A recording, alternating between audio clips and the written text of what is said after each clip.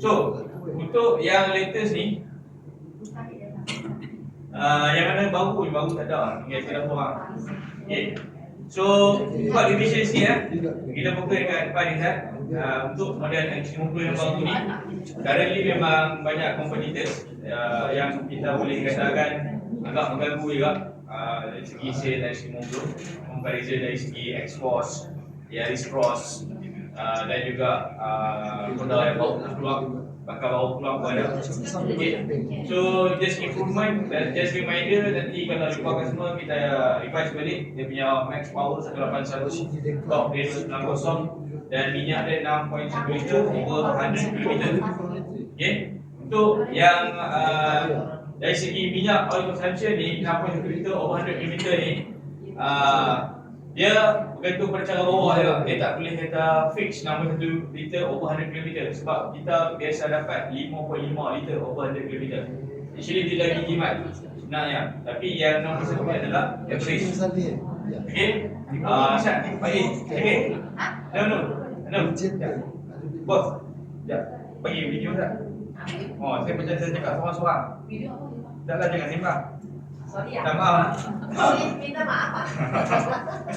Sorry saya nak cikgu garang sikit. Cikgu banyak garang. Okay. Sebab dalam video ada video nanti record tak nanti. Video sekali lagi yang di depan dia kamera nanti jalan sini jalan. Sebab ada video nanti tak shock. Kau tengok. Okay, action. Okay. Sorry lah. Tak maaf. Okay. And then this how we introduce to customer. Bila customer tanya macam mana kita nak introduce kereta ni, kita bagi tahu kereta ni dia fokus kepada latest 7-speed DCT dan juga dia punya adaptive driving modes. Adaptive driving mode ni maksudnya kita ada 4 modes. Dulu kita ada 3 modes, Eco, Normal, Sport. Sekarang dia ada tambah lagi satu, adaptive. Executive ada adaptive tak? Ada. Okay. Alright.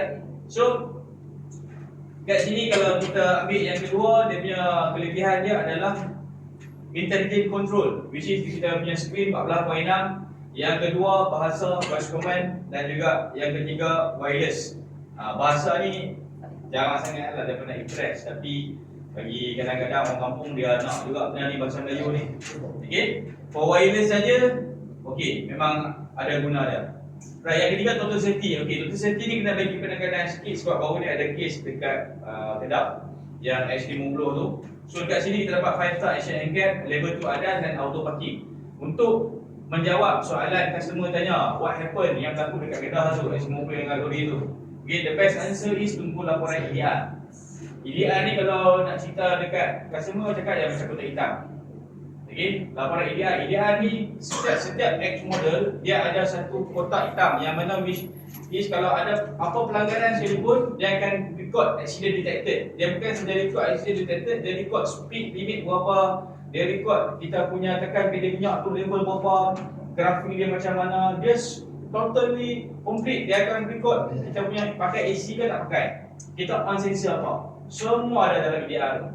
Jadi kita tunggu je report tu keluar. So by orang kata apa assumption, banyak orang cuba salahkan sistem ADAS lah. Tapi sebagaimana yang kita ACA pernah bawa kereta X50, kita pernah bawa ACC, ICC, langsung tak logik apa yang mereka cuba salahkan tu. Okay, it's not betul-betul logik kan, benda takkan berlaku pun actually. Line tak ada ke, tak ada line ke, kita masih patutnya boleh kontrol benda tu. Langgar naik tepi sikit pun kita mesti boleh kontrol, tak ada terkejut benda pun. Lagipun dia berjarak suruh nak sampai ke tempat ke kemalangan, dah jauh lah. Dah jauh lah jalan, bukan baru keluar, dah jauh sangat. Kalau kita orang kuliah kita tahu lah. Okay, so Pak Ahmad jawab sebab kemarin masa dekat roadshow cakap dengan saya pun ada. Tapi saya jawab lah, tunggu laporan kotak hitam pakcik tu. Memang 3-4 orang tanya soalan, kenapa bila cerita pasal X50 dia boleh tanya kenapa, kita jawab lah. Tapi bila customer start tanya macam tu, dia mula bad impression lah sebenarnya, susah nak close.